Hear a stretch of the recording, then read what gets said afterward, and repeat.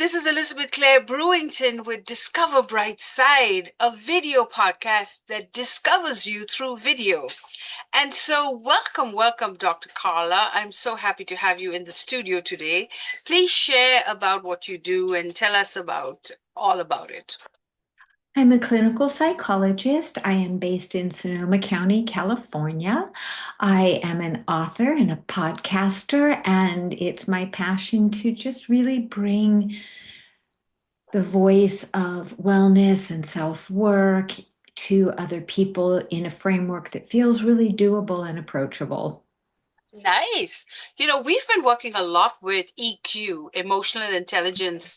We had one of our authors who wrote a book about it, and we just translated that into everything we were doing. And you really don't realize how important your mental health is, especially with AI and with all the economic downturns and divorce rates flying through the roof. People can't even keep a relationship for 2 days. So tell me, what do you think? From the problem that you're trying to solve. What do you think is the problem with our relationships today? I think it's not a problem. I think it's many problems. And in my fourth book, The Joy of Imperfect Love, I talk about one of the key problems, which is our belief that love is perfect, that we should have a perfect relationship, that we should be perfect, that our partners should be perfect. And so once we make friends with the true imperfection of life and the self and others in the journey, then we have a much easier pathway because we're not wasting all of this energy striving for something that is an illusion.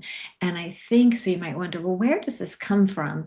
Yes, it's a 21st century issue because we have so much on social media that is airbrushed and really looks perfect. So we have this illusion.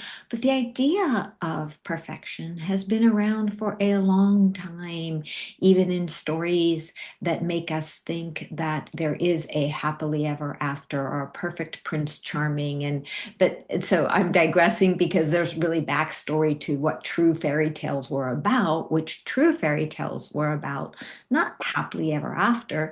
They were about the messiness that it takes to make yourself whole and come into relationships by marrying all of the parts of yourself. So I think that's a really lovely way to start. So the perfectionistic belief is one that really holds us back. And then I'll talk about the top three. I think the next one is a lack of emotional intelligence on many levels.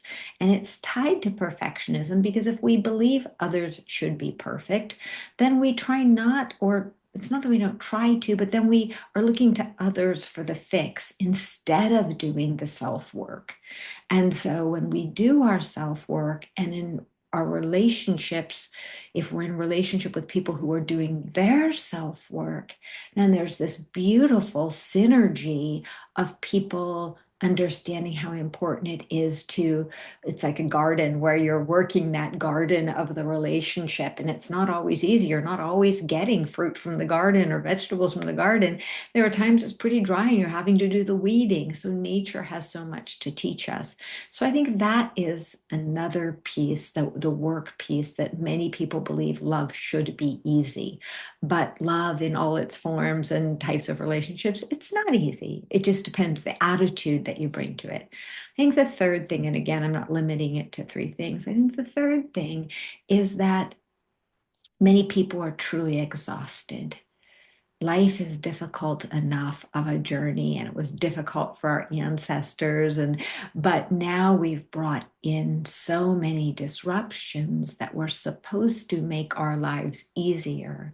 But these disruptions, whether it's being able to access technology 24 hours a day, or having lights on at at midnight when lights normally would be off. That's what our brains are wired for, sunrise and sunset, or all of the busyness that comes. It's so out of our natural rhythm. And it's not our fault. It's nothing that we have done. Well, humans have done it, but the idea is to get out of that mindset of being a victim or being someone who is causing the problem, and instead just switch the energy into finding ways to get more in touch with the natural self, because the natural self, when we're in touch with that, will guide us into how to feel better. And when we feel better, we show up better in our relationships. So that's a lot. No, no, it's something we've been discussing on the show for some time now. And I'm glad you talked about perfection because I think, we had reached a point in our civilization where we were accepting who we were. But now with AI doing all these fancy photos, making you look younger than you are, it's kind of taking us back to that horrible perfection mode where I thought we were liberated from. So I think it's also the media that keeps pushing you back to being, looking prettier than you are. And because they say when you self-love yourself, you can have a better relationship. When you accept how you look and you love the way you look, then your life is going to feel so much better. So why do we keep going back to this perfection mode? Why can't we be happy with ourselves? You know? Well, I think something that you said is really important. I mean, a lot of things you said are important, but I really appreciate the piece where you said AI or filters, whatever is happening, make us look prettier than we are. Yeah, That's assuming that we are not pretty as we are, that we should. And this is where it's been a long-standing issue. This is not a 20th, first century thing or 20th century. It has been throughout, eons that people have looked at the younger as being prettier, yeah, more more vibrant, more attractive. And so I think it's up to us to really get rooted. And sure, it's wonderful to look at a 15-year-old or an 18-year-old or a 20-year-old and say, oh my goodness, they're lovely. yeah, And I can be lovely too. It's a yeah, different kind of lovely. It is a lovely. I remember when she's passed away now, but I met a woman that I really admire. Her name is Marion Woodman, and she was a pioneer in many realms of body, mind, spirit connection. And I met her when she was about, I don't know, 82, 83. She was gorgeous. She hadn't had a speck of work done, but the beauty in her eyes and her face and the radiance of her spirit. I mean, that woman was a yeah, knockout. I mean, just stunning. So it depends on how we look at, is getting older, is not being perfect, not pretty. My goodness, I really think it's up to us to do a reframe. Sure, we want to look our best and we actually want to feel our best, but to really notice in my third book, no, second book, third book, second book, Aging Joyfully, I really talk about this thing called self-ageism. And what is self-ageism? And I'm guilty of it too, because anytime we see an advertisement, and that's why the media pushes this, because if they convince us that we're ugly or old or should look better, they have products that they can sell us and surgeries and everything. So they have a ready audience when they can convince us that we're not lovely as we are. And yeah, so I think it's up to us as women. It's not really a gendered thing. It doesn't matter what your gender is. It is up to us as a population not to fight back, but to be wise consumers. If we're consuming something, whether it's a face cream or, Botox or new dress, whatever it is that makes us feel lovely in our skin, that's one thing. But I think we have to be really cautious about if we're trying to look like someone else. So I'm not yeah. saying I don't, think that's yeah. that's the danger, danger, danger. Oh, I actually love the way I look. I prefer myself when AI has created images of me. I'm like, oh my God. So yeah. So let's move along. So that is really a big problem. Now, how do we solve that problem? Tell us about your books and what services you offer and how can we solve that problem? I love that you said solve the problem, because I think it is less about one, solving the math problem and more about being mindful of our attitudes, catching ourselves with it gently when we say something that is saying, I should look like that.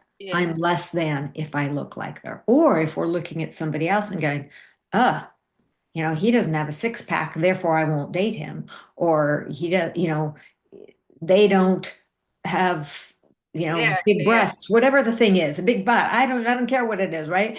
It's about noticing when we're judging the self and when we're judging others and not I'm not talking about discerning between healthy and unhealthy.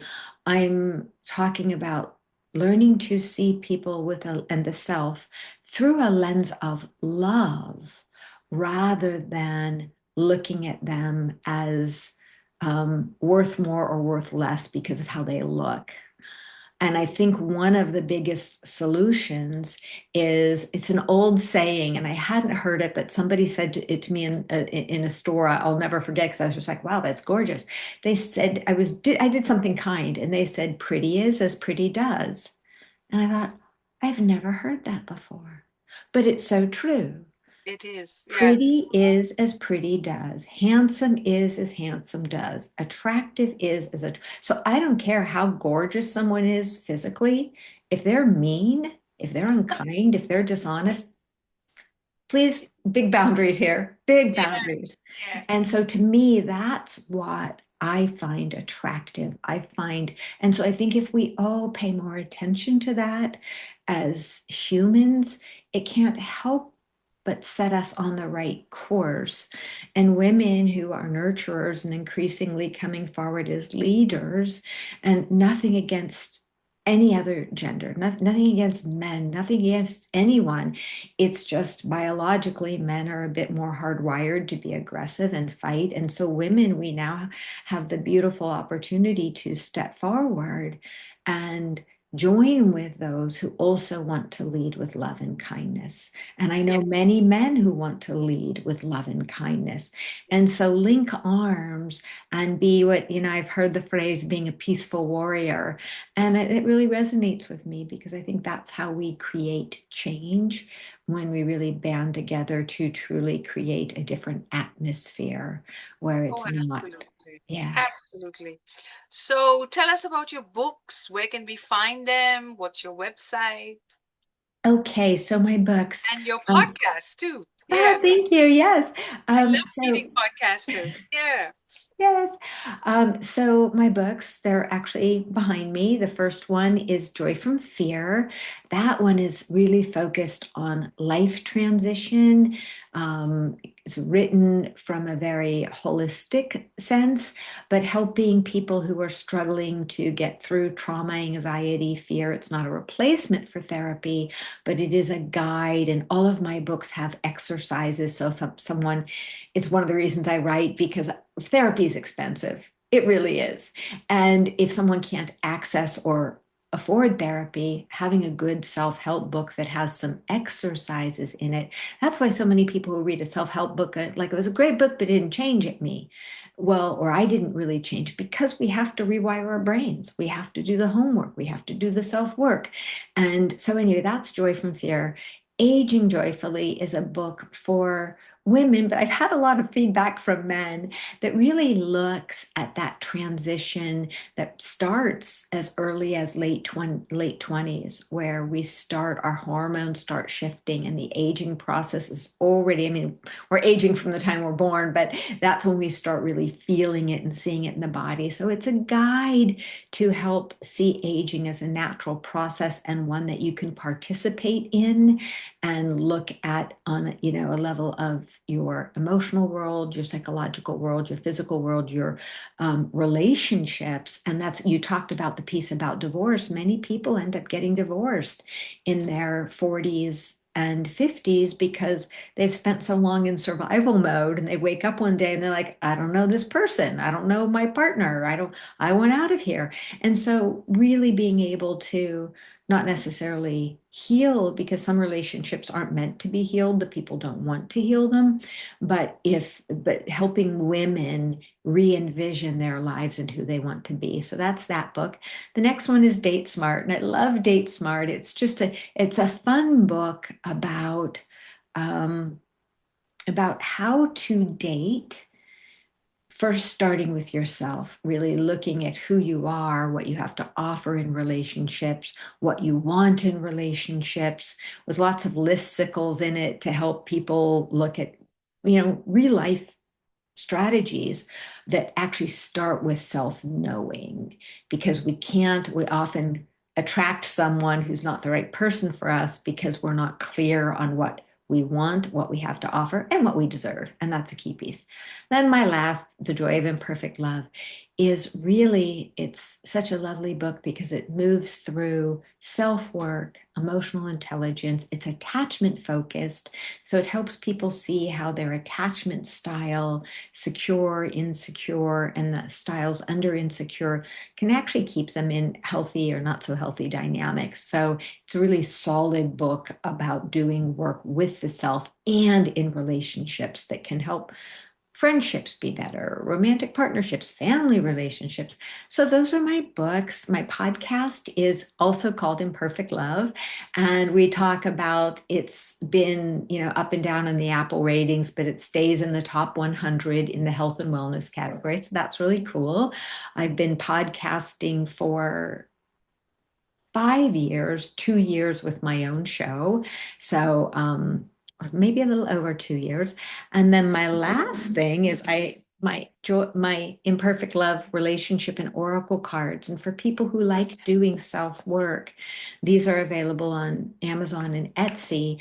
And it's all about just taking a minute a day to pull a card, reflect on it. And if you have a partner or a friend who wants to do some work with you, you can pull a card and reflect on it and then talk about it. Because a lot of people in relationships say, I don't know what to talk to my partner about. Well, you pull one of these cards, and I've done them with friends, and you can spend either 5 minutes or 3 hours talking about what comes up for each person. They're really fun. And so that's me, that's my work. I just um, I just love doing what I do. It's such a joy. Yes, I can tell. I can tell that you love your work. And your books are like a whole 360 approach. You've got relationships, you've got things about people, how they reflect. I love it. So everybody go get her books. What are you waiting for? And write a review, because that's something we do on our channel, is we teach people how to write reviews, because the lifeline of an author is reviews. And also, I believe that when AI is here and you don't know who's real and who's imaginary, the only thing you'd be able to go on someone's LinkedIn or Facebook is their reviews, and then see if real people are writing these reviews or fake people. And then you'll be able to say, okay, she's real. Because, there's going to be a lot more confusion out there than what we're seeing. So get reviews. And previously we'd get one or two and be happy with them. But now you need like 200 reviews to get those algorithms going.